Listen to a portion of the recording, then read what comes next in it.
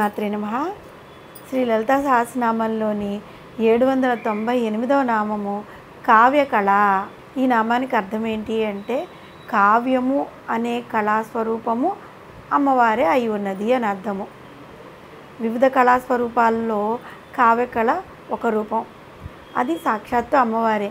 చతుషష్ఠి కళల్లో ప్రధానమైన లలిత కళలు 5 ఉన్నాయన్నమాట.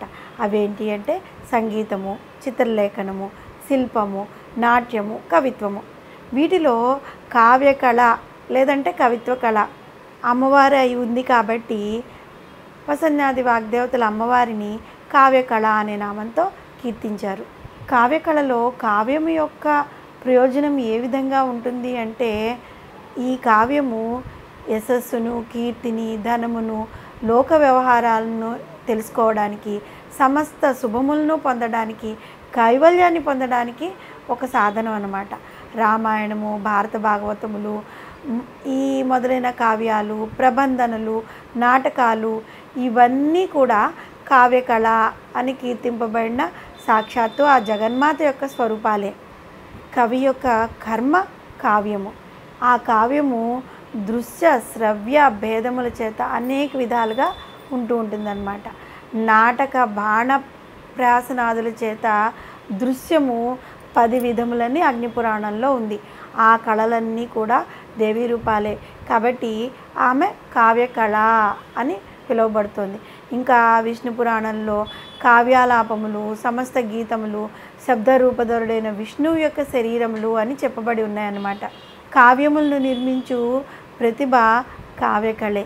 దేవిని ధ్యానించడం చేత కావ్యకళా నిర్మాణ సామర్థ్యం కలుగుతుందని తంత్రాల్లో కూడా ఉంది. వేదములు, పురాణాలు, ఇతిహాసాలు, కావ్యాలు ఇవన్నీ కూడా విద్యాకళల రూపాలే కదా. రామాయణ, మహాభారత, భాగవతాది ఇతిహాసాలు, అభిజ్ఞాన శాకుంతలం ఇవన్నీ నాటకాలు. ఇతర గ్రంథాలు మొదలైనవన్నీ కూడా ఈ కావ్యాల కోవలోకే వస్తాయి. రామాయణము చిరకాలం ఈ భూమిపై వర్ధిల్లుతుంది అని బ్రహ్మదేవుని వాక్కు కూడా ఉంది. ఈ భూమి మీద పర్వతాలు, నదులు ఉన్నంత కాలము రామాయణ కావ్యం వర్ధిల్లుతూ ఉంటుందట. అటువంటి కావ్యముల యొక్క స్వరూపమే సాక్షాత్తు జగన్మాత అయిన కావ్యకళ. ఎటువంటి దోషాలు లేని గుణములు, అలంకారాలతో కూడి శబ్దార్థములతో కూడినదే కావ్యం కదా. శ్రీకృష్ణ కర్ణామృతము, జయదేవాష్టపదులు, అన్నమయ సంకీర్తనలు, శంకర భగవత్పాదుల రచనలైన సౌందర్యలహరి, శివానందలహరి, వివేక చూడమని ఇవన్నీ కూడా భక్తిరస ప్రధానములైన ఆధ్యాత్మిక కావ్యములు. ఈ కావ్యాలన్నిటిలోనూ నిండి ఉంది ఆ జగన్మాత కావ్యకళ. అందుకే అమ్మవారిని కావ్యకళ అనే నామంతో కీర్తించారు. ఈ కావ్యాలు కూడా 2 రకాలుగా ఉన్నాయి. అవేంటి అంటే దృశ్య కావ్యాలు, నాటకాలు మనకి తెలిపిన దృశ్య కావ్యాలు అన్నమాట. ఇవి చూసేవారికి ఎక్కువగా రంజింపజేస్తూ ఉంటాయి.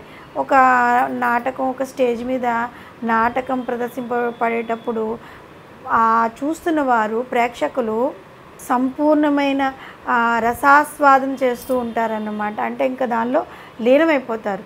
రెండవది ఏంటి, శ్రావ్య కావ్యాలు.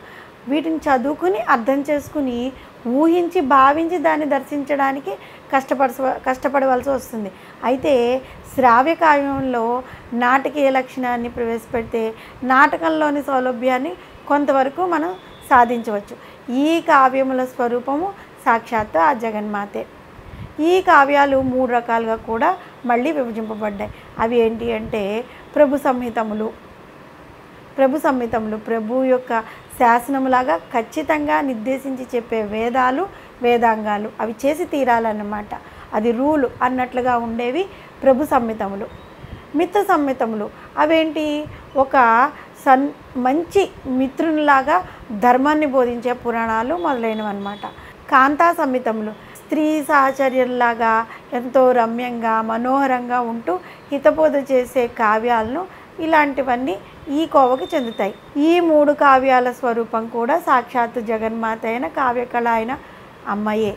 ఇప్పటి వరకు మనం వివరించుకున్న కళాస్వరూపములన్నిటికీ కూడా శక్తిని ప్రసాదించేది ఆ పరబ్రహ్మ స్వరూపిణి చైతన్య కళ కదా. ఈ చైతన్య కళా స్వరూపమే జగదేశ్వరి లలితా పరమేశ్వరి యొక్క కావ్యకళ. అటువంటి అమ్మ అనుగ్రహం ప్రసరిస్తేనే కానీ కావ్యం ఉదయించదు. అందుకనే మహాకవి పోతన గారు జగన్మాత సరస్వతీదేవిని అమ్మలగన్నయమ్మ ముగురమ్మల మూలటమ్మ, చాలా పెద్దమ్మ, సురారులమ్మ, కడుపారడి బుచ్చిని అమ్మ, తన్నులో నమ్మిన వేల్పుటమ్మల మనమ్మలు నుండడి అమ్మ, దుర్గామాయమ్మ, కృతాబ్ది ఇచ్యుతం, మహత్వ కవిత్వ పటుత్వ సంపదలు అని వేడుకున్నారు. మనం గనక అమ్మవారిని కావ్యకళ అనే నామంతో కనుక పూజిస్తున్నట్లయితే, కావ్యాలు రాయడానికి ఇష్టం ఉన్న వారికి ఆ కావ్య కళలో అభివృద్ధిని ప్రసాదిస్తుంది అమ్మవారు. కాబట్టి అన్ని కళలకు మూలమైన ఆ తల్లిని, ఆ జగన్మాతని మనం కావ్యకళ అనే నామంతో పూజించి, కావ్యాల్లో అంటే మనం చెప్పుకున్న వేదాలు, వేదాంగాలు, రామాయణం, మహాభారత, భాగవత గ్రంథాలన్నీ కావ్యాలే కదా, వాటిలో మనకి చదువుకునే జ్ఞానాన్ని ప్రసాదించి మనకి వాటి యందు ఇష్టాన్ని, కోరికని, మనం ఏదైనా కావ్యాన్ని రాయగలిగే అంత ప్రావీణ్యతను అమ్మవారు మనకి ప్రసాదిస్తుంది. శ్రీమాత్రే నమః.